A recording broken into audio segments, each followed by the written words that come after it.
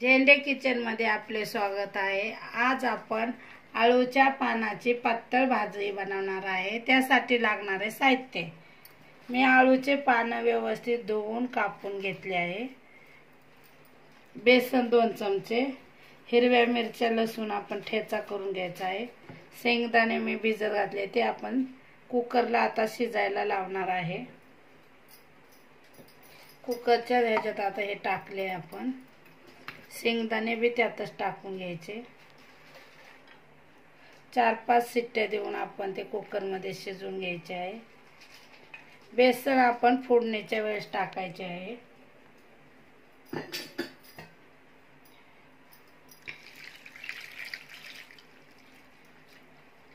मी एक तांबे, तुम्हाला जसे पातळ पाहिजे तसे तुम्ही करू शकता। 2 टोमॅटो मी त्यात कापून टाकणार आहे। तुम्ही चिंचेचा कोळ किंवा कोकंबी टाकू शकता।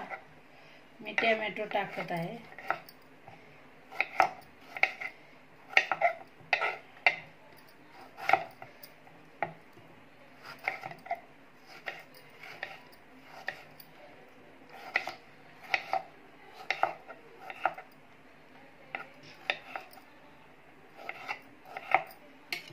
आता आपण एक कुकर लावून घेऊया।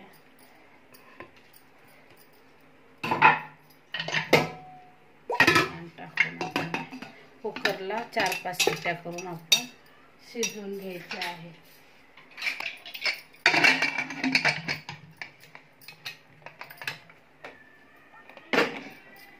4-5 शिट्ट्या देऊन आपण शिजवून घेऊया।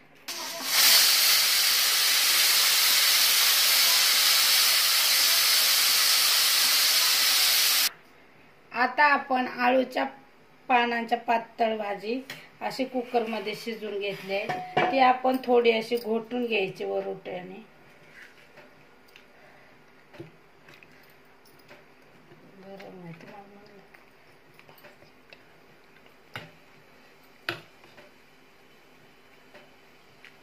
आळूची पातळ भाजी झाली की आपण त्यात पातळ भाजी बनवून घेऊया। त्यात जिरं टाकून घ्यायचे। जिरं तळलं आपण हिरव्या मिरचीचा ठेचा टाकून घ्यायचा।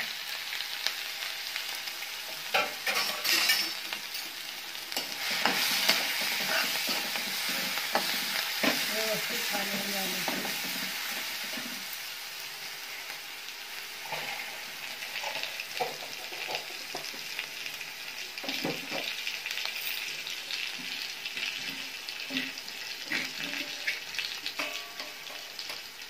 त्यात आपण 1 चमचा हळद टाकून घेऊ।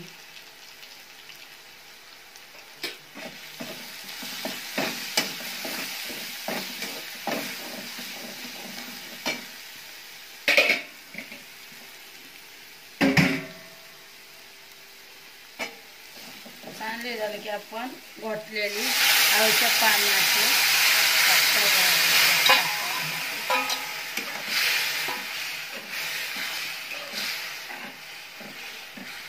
तुम्हाला जसे पाहिजे तसे तुम्ही करू, सुकी भी करू शकता, पातळ भी करू शकता। आपण 2 चमचे बेसन घेतले होते, ते थोडंसं मी गरम पाणी केलं होतं, ते टाकून व्यवस्थित हलवायचं। आणि आपण भाजीत टाकणार आहे बेसन 2 चमचे, म्हणजे भाजी जरा व्यवस्थित घट्टमट होते। आता आपण त्यात 2 चवीनुसार मीठ टाकून घेऊ।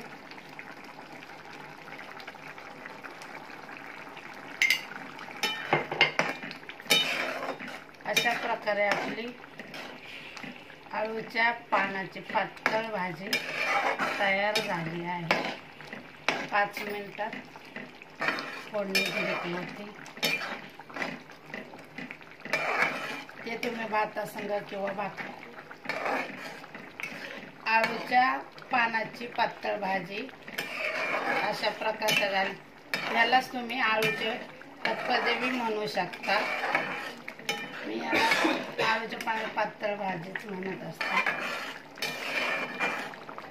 अशा प्रकारे आपली भाजी 5 मिनिटं झाकण लावून तयार होते।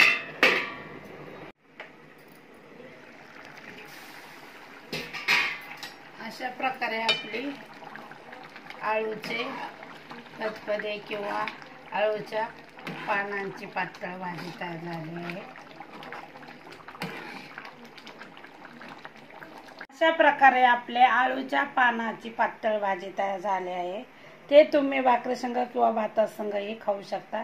झेंडे किचनची रेसिपी आवडली असेल तर लाईक करा, शेअर करा, सबस्क्राईब करा, बेल आयकॉन दाबण्यास विसरू नका। धन्यवाद।